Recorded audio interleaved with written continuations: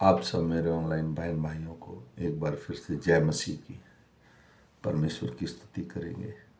आज सुबह के सुंदर समय परमेश्वर ने हमें सही सलामत रखा, अपने परिवारों के संग रखा, इसके लिए उसका धन्यवाद करेंगे। आइए छोटी सी प्रार्थना करेंगे। आंख बंद कीजिए। धन्यवाद धन्यवाद हे महान परमेश्वर, तू शांति का राजकुमार है, तू ही जगत की ज्योति है प्रभु। पृथ्वी की नींव डालने से पहले भी तो मौजूद था प्रभु। प्रभु तू आज भी मौजूद है और आने वाले युगों तक भी मौजूद रहेगा। प्रभु जितने मनुष्य तुझे पुकारते हैं प्रभु, जितने तेरे अनुसार अपना जीवन बिताते हैं प्रभु, तू उन सब की सुधि लेता है प्रभु। प्रभु जब हम पाप ही में थे प्रभु, कीचड़ ही में थे प्रभु, मृत्यु की कगार पर खड़े हुए थे, उसी वक्त तूने हाथ बढ़ाकर हमको छू लिया प्रभु। हमें बुलाया मेरे राजा, हमारे लिए अपना पवित्र लहू बहाया, ताकि प्रभु जी तो निर्दोष होकर भी दोषी बना, ताकि हम बचाए जा सकें प्रभु जी। प्रभु जी हम पापी थे तो निर्दोष होकर भी हमारे लिए मारा गया, गाड़ा गया, तीसरे दिन जी उठा। हे प्रभु जी, जितने ऑनलाइन मेरे बहन भाई प्रभु सुने, उनकी सुधि लेना। कोई बीमारी में, कोई चिंता में, कोई कलेश में, कोई आर्थिक तंगी में, कोई किसी तरह की जॉब की परेशानी में, उनकी सुधि लेना प्रभु जी। एक अच्छी सेहत देना सबको प्रभु। तेरा पवित्र आत्मा सारा दिन हम लोगों के संग रहे, ताकि प्रभु जी हम पवित्र आत्मा पा के प्रभु बल पाएं और तेरे सम्मुख चल सकें प्रभु जी।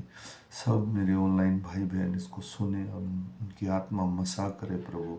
और प्रभु आज छुटकारे का दिन है, मैं विश्वास करता हूँ प्रत्येक जन को छू लेना, ताकि तेरा वचन कहता है जो मुझ में बना रहेगा मैं उसमें बना रहूँगा प्रभु। सारा आदर सारी महिमा तुझे देते हुए प्रभु यीशु, सब कुछ तेरे बलवंत हाथ हम सौंपते हुए छोटी सी विनती तेरे प्यारे बेटे मेरे उद्धारकर्ता यीशु नासरी के नाम से मांग कर पा लेता हूँ पिता, आमीन। मेरे बहन भाइयों, ये मैं वीडियो मसीह लोगों के लिए बनाता हूँ जो जीवित परमेश्वर को जानना चाहते हैं, क्योंकि आप मुझे फॉलो करेंगे तो 365 दिन में ये पूरी की पूरी बाइबल पढ़ लेंगे।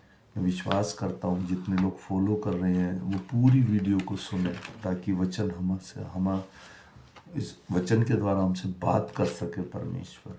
इसलिए आइए हम पढ़ेंगे। आज तारीख है 28/1/2025 और हम सुबह का वचन पढ़ेंगे। हम पढ़ेंगे मत्ती की पुस्तक में से उसके 18 अध्याय का 21 से लेकर और 35 वचन तक पढ़ेंगे। इसके पढ़े सुने जाने पर प्रभु की आशीष हो।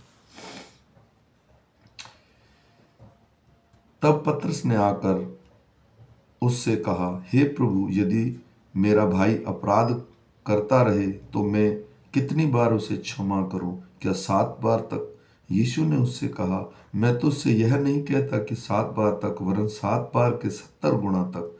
इसलिए स्वर्ग के राज्य उस राज्य के समान है जिसने अपने दासों का लेखा लेना चाहा। जब वह लेखा लेने लगा तो एक जन ने उसके सामने लाया गया जो 10,000 तोड़े का कर्जदार था, जबकि चुकाने के उसके पास कुछ न था। तो उसके स्वामी ने उससे कहा, यह और इसकी पत्नी और इसके बाल बच्चों को जो कुछ है सब बेचा जाए और कर्ज चुका दिया जाए। इस पर उस दास ने गिरकर उसे प्रणाम किया और कहा, हे स्वामी, धीरज धर, मैं सब कुछ भर दूंगा। तब उस दास के स्वामी ने तरस खाकर उसे छोड़ दिया और उसका कर्ज भी क्षमा कर दिया। परंतु जब वह दास बाहर निकला तो उसके संगी दासों में से एक उससे मिला, तो उसे 100 दीनार का कर्ज था। उसने उसे पकड़कर उसे गला घोंटा और कहा, जो कुछ तुझ पर कर्ज है भर दे। इस पर उसका संगी दास गिरकर उसने विनती करने लगा, धीरज धर, मैं सब भर दूंगा। उसने ना माना, परंतु उसे बंदीगृह में डाल दिया कि जब तक कर्ज भर ना दे तब तक वहीं रहे। उसके संगी दास यह तो हुआ था देखकर बहुत उदास हुए और जाकर अपने स्वामी से पूरा हाल बता दिया। तब उसके स्वामी ने उसे बुलाकर उससे कहा, हे दुष्ट दास, तूने जो मुझसे विनती की, मैंने तो तेरा सारा कर्ज क्षमा कर दिया। इसलिए जैसा मैंने तुझ पर दया की वैसे ही क्या तुझे भी अपने संगी दासों पर दया करना नहीं चाहिए था?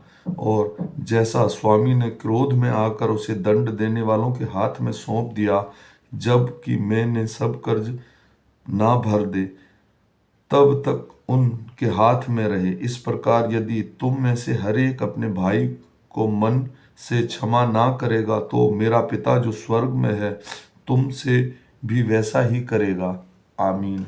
मेरे भाइयों, आज का वचन छोटा है लेकिन समझने के लायक है।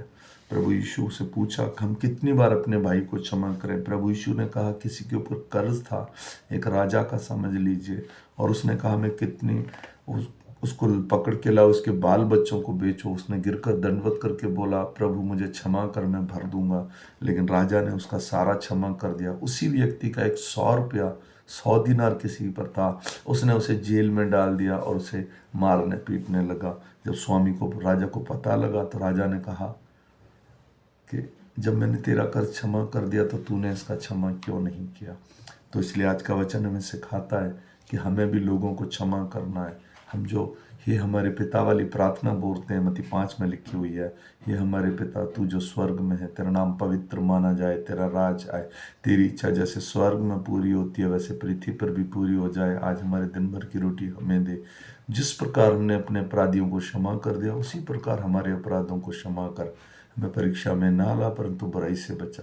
तो जिस तरह हमने अपराधियों को क्षमा कर दिया, ये इसी का दृष्टांत खुलकर प्रभु यीशु ने अपने शब्दों में बताया है। तो इसलिए आशा करता हूँ कि जैसे हमारे पापों को, गुनाहों को क्षमा किया गया है, हम भी दूसरों के क्षमा कर सकें। फिर मिलेंगे शाम के वचन के साथ। ये वचन एक दूसरे को शेयर कीजिए। तब तक सबको जय मसीह की।